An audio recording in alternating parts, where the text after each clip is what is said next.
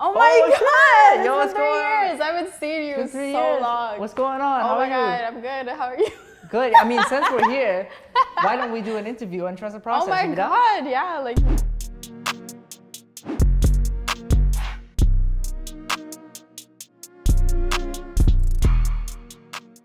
What's good? This is season 2 of Trust the Process. My name is Kyle Damji, and I'm here with the incredibly talented Geneva Lei, singer and songwriter from Mississauga. So Geneva, let's do an introduction. Let them know what's up. Well, my name is Geneva Lei. I am 21 years old. I am an R&B singer, songwriter from Mississauga, and I'm super excited to be here with Kyle.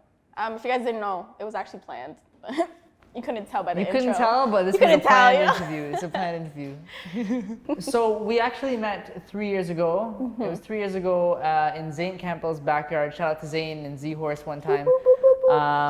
And at the time, I remember you had your first single out and it was called Roses. Oh my God, if I remember correctly. Yes. So tell me, what inspired you to start making music and how did that first single come together? So actually, I've always been connected to music my whole entire life. Ever since we moved here from Canada, from the Philippines, sorry.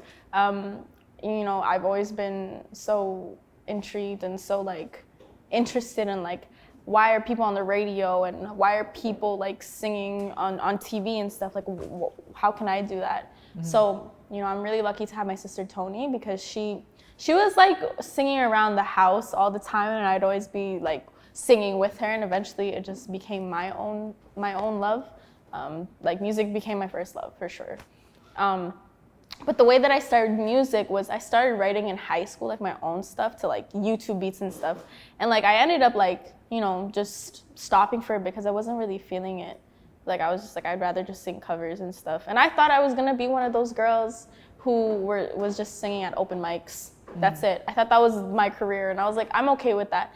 And then I met Zane Campbell at one of those open mics. So, Zane messaged me on Facebook and was like, hey, I'm having this album. I would love to have your vocals on it. And I was super blessed that he asked me because that's when I met Paul Tonks. Paul Tonks is my main vocal engineer / producer. And, the reason why Roses even happened in the first place was because he heard me sing and he said, I want to give you some instrumentals for you to actually make a demo. Wow. And ever since then, I wrote Roses, and then we actually recorded Roses, and I dropped Roses, and ever since then, I've just been dropping music and content, and I've been falling in love every single day with music. That is so cool. Yeah, so wow. I'm super blessed for both of them, because if it wasn't for them, I would not be here talking to you about anything. So, it's crazy how things work out. Yeah. Yeah, so in that vein, it's really cool how, a networking event as simple as an open mic can turn into something like this and into a flourishing career. And in that vein, would you say that networking is one of the primary goals of being an artist beyond the music? Oh, 100%.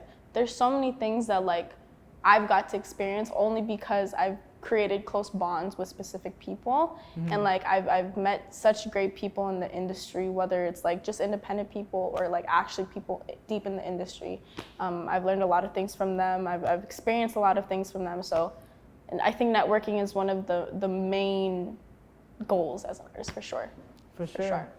So tell me about your writing process. I know I speak to a lot of artists and some of them are locked in the studio, 10 hours, 10 songs. Yeah. Other artists take a lot more time with one song. Yeah. What type of artist are you? Okay, so it really just depends on what I'm saying because, if you listen to my music, a lot of my music is just me venting. Just venting about my emotions. So it depends on how severe I'm feeling, if I'm really sad or if I'm really happy. But yeah, my process, sometimes it starts off as poetry and I add a beat on top of it, or sometimes it starts off with a beat and I add lyrics to it. It really just depends. I don't have one approach to my songwriting. Mm-hmm. I feel I don't want to do that to myself. I know there's a lot of artists who sit in the studio and just make songs. Unfortunately, I can't be like that. My brain just doesn't work that way, but yeah. But in a way, I guess that makes the songs more personal because they really have an inspiration, a drive behind them. Yeah. A lot of my songs are just my life stories for sure. I like that. It must be really freeing, to really put that somewhere when you can't say it maybe out loud, you know, you put it in a song? Yeah, 100%. I'm not the type of person who knows how to talk about our emotions. So I can easily talk about a heartbreak in a song than me actually speaking like this. Yeah. Yeah. It's easy to cover up anyway, cover it up, you know, like you say like, oh, it's just a song, but you know it's not just a song, right? That's the real me. artists know. That's literally me. I literally just like, my mom actually the other day asked me what my song was about, and I was like, it's just a song. What are you talking about? What? Nobody. I know what's up. Because I've done it myself. Yeah. So you have this, you know, evident passion for music and the arts. How did you transition that into a business, perhaps, right? Mm-hmm. What mindset did you adopt? What tools did you use to, you know, start not necessarily turning a profit, but getting eyes on it, getting a bigger audience? I kind of just took it as, this is what I want to do for the rest of my life. So I'm going to have to treat it like any other career that I decide to apply myself into. Like literally music is a job. Mm-hmm. And like you start from the bottom working your way up. That's all it is, right? And like people want to take shortcuts and stuff, but there's no shortcuts in this at all. Mm-hmm. Like for me, like ever since I started having that mentality, it was just like you have to get people to listen. Because my goal as an artist isn't to like be famous or to be an A-lister. My goal as an artist is to actually be heard. Like to actually be heard with the lyrics that I wrote and the music that I produce and, you know, like, and the content that I share, that's my goal, is to be appreciated for that. So. And that's a really kind of special goal, because you think as an artist it'd be like, yeah, I want to be like Drake, you know, I want to go on a stage in front of thousands of adoring fans. But what really stood out to me was your goal is to be heard, but it's in a different way. So that's very, very cool. Thank you. I see you a lot on social media, you know, posting a lot of fire content in such a short span. I'm still studying how to do that myself. But would you say that social media presence is an integral part of being not only an artist, but a creative person today? I think 100%, because people are glued to their phones. If I could not do music, I would definitely delete my social media.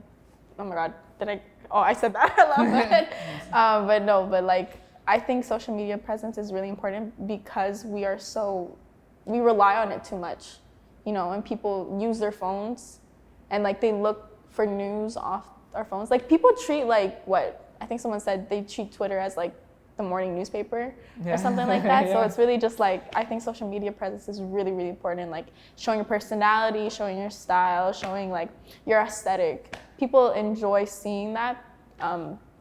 They just appreciate it, you know? So yeah. I definitely take Twitter as my morning newspaper. But I do check the sources. You know, I'm like, wait a minute, that's the Onion article. That's not a real article. But for sure. And you know, when you are on social media, I'm sure it's inevitable. There's always criticism that comes in all shapes and sizes. Yeah. But how do you mentally, you know, face that criticism as an artist? You kind of just have to go, well, okay, like. The thing about being so like present on social media is that you have to be open to opinions. You have to understand that people don't see things the way that you see them. There's different perspectives and everything and different opinions, like whether it comes to art or whatever that's happening in the world. And you have to be okay with that as an individual, because that's what you're signing up for. You're signing up for criticism. You're signing up for other opinions other than yourselves and the people that you surround yourself with. That's just life. Yeah. It's just like, think about it. If there's a song that you don't like, you're gonna say, I don't like that song. But the next person could like it. Yeah, and that's cool. That's all, like, it's just you just have to prepare yourself, for sure. So tell me about this new song, you know? I think we've delayed it enough. I want to know about Problematic. Problematic, but is it really me? 'Cause you be touching me like you need me. Believe when it gets too deep. What's the story behind that one? So Problematic is really about, someone called me crazy, okay? Someone called me crazy, someone called me problematic because I was like, who's this girl? But guess who was right? Me. But honestly, it was a venting session. It started off as a poetry, and then I put my guitar on top of it, and then I brought it to Tonks, and Tonks was like, I want to add something to it. And then he added stuff to it, which was the strings and the Rhodes. But yeah, like this song was, it was just honestly a venting session because I was going through a lot emotionally. So I just really wanted to like get off my chest, and it was part of my healing process for sure. Absolutely. Yeah. Absolutely. And I like how you use music as, again, you know, like a way to vent, a way to get out your emotions. Because I think it's one of the healthy ways to do it, you know, Yeah. instead of keeping it inside. Yeah. With regards to the production process on that, I know you mentioned Tonk said he was like, "Lo, let me add something in there." When you do create a song, Yeah. do you go back and change it often, or is it often like set in stone once you create it? It depends on how I feel when I listen to it. I feel like you'll know when it's finished as an artist. And for me, once I got like the first one, the first version of it, I was like, this is the one. Yeah. This didn't need a lot of revision. The only part that needed it was the audio. So I just wanted him to EQ it a little bit, but other than that, like a lot of it wasn't changed from the first version. Cool. Yeah. So we got time for a few more questions. This one is always my favorite. If there was someone out there, you know, wanting to start a career, they want to become a singer-songwriter, what would be one piece of advice you'd give them today? Just go for it. Just go for it. That's literally what it was for me, was I went for it.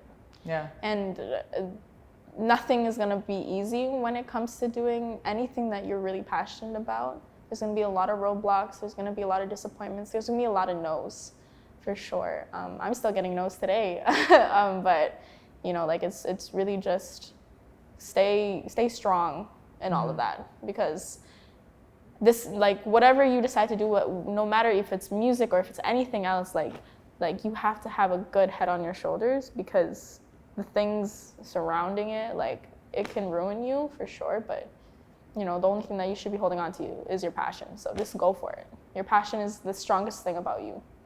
I like that. Your passion is the strongest thing about you. Yeah. You heard it here first. Well, that's all the time we do have for today. But it was a pleasure meeting you again after 3 years randomly in this spot here, and getting to know your process. We trust your process. Oh. So thank you for coming on today. And that's a wrap. This is season 2 TTP. I'm K Double. Take it easy.